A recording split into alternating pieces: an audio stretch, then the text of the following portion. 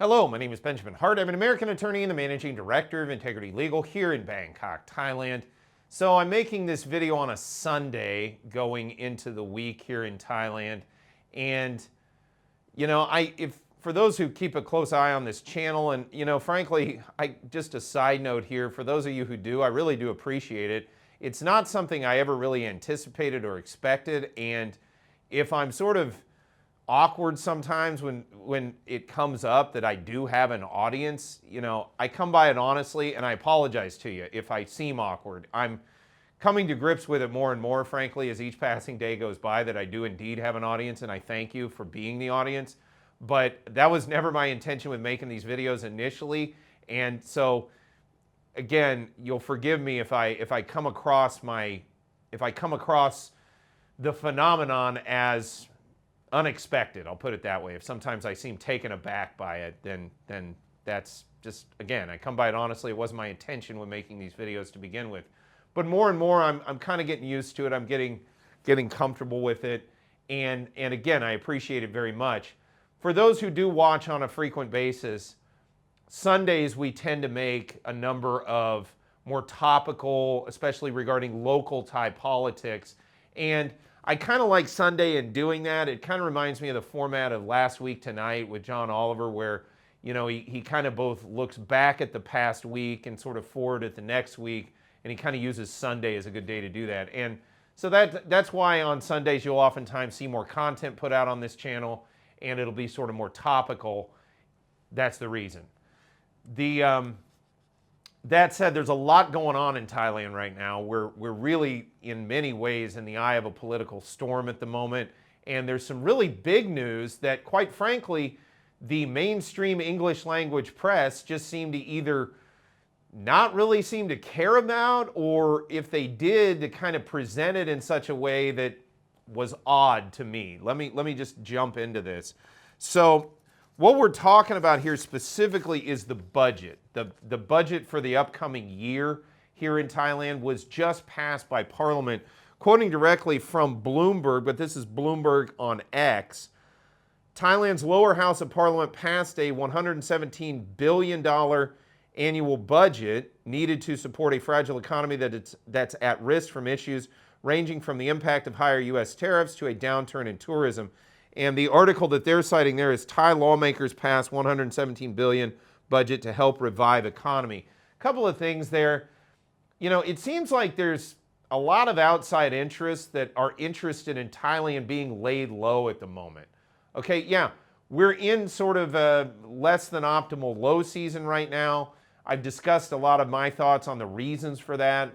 Frankly, again, unduly foreign influence tax policies. Frankly, I think unduly foreign influence banking policies here in Thailand are having an impact on that. Quite frankly, unduly foreign influence policies on cannabis, I think, may be having an impact on that as well.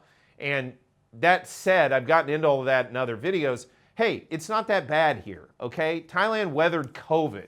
I love how nobody at the time when we were dealing with COVID talked about COVID as being economically problematic, and yet now Thailand has a problem. Could they have a problem, in quotes, because there's a serious movement to reject outside foreign influence into Thailand? I would sort of question that. Meanwhile, again, from another news source over here at, and I can never pronounce this right, Xinhua, Xinhua, I think Xinhua or Chincha, whatever.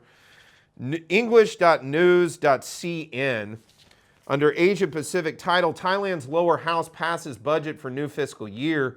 Quoting directly, Thailand's House of Representatives approved a 3.78 trillion baht, about 116.45 billion US dollar budget for the 2026 fiscal year in its third and final reading on late Friday after a 3-day debate.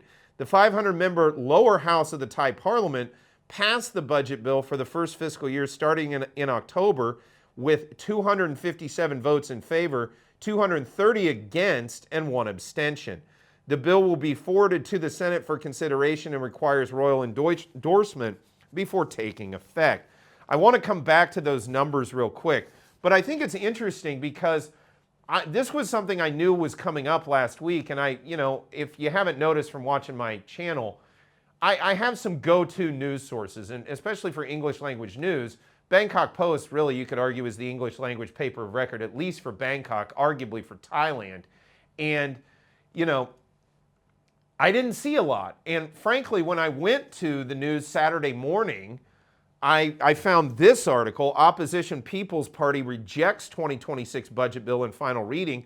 Bangkok Post, BangkokPost.com article quoting, the People's Party has resolved to vote against the 2026 fiscal budget bill during its third and final reading in Parliament on Friday, saying the government's spending plan failed to reflect the current economic situation.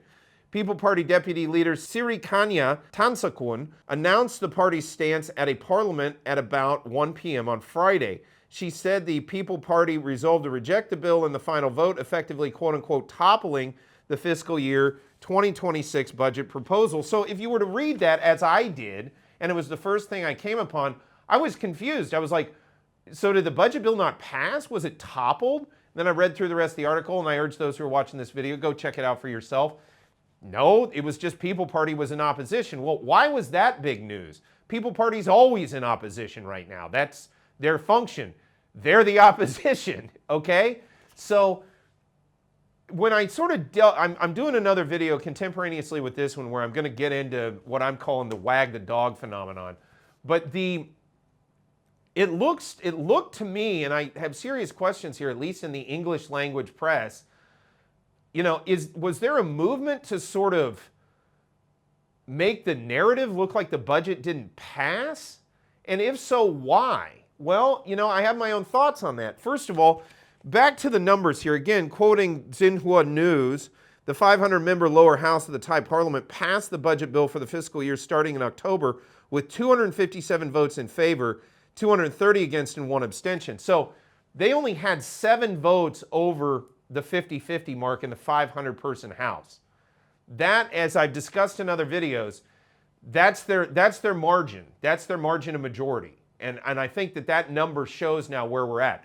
That is brittle, to borrow a phrase actually from Professor Dave Collum over there at Cornell University. He's talked about the brittleness that we see arising in all of this digitization of economics. But that's a very tenuous, very fragile majority. And let's be very, very clear.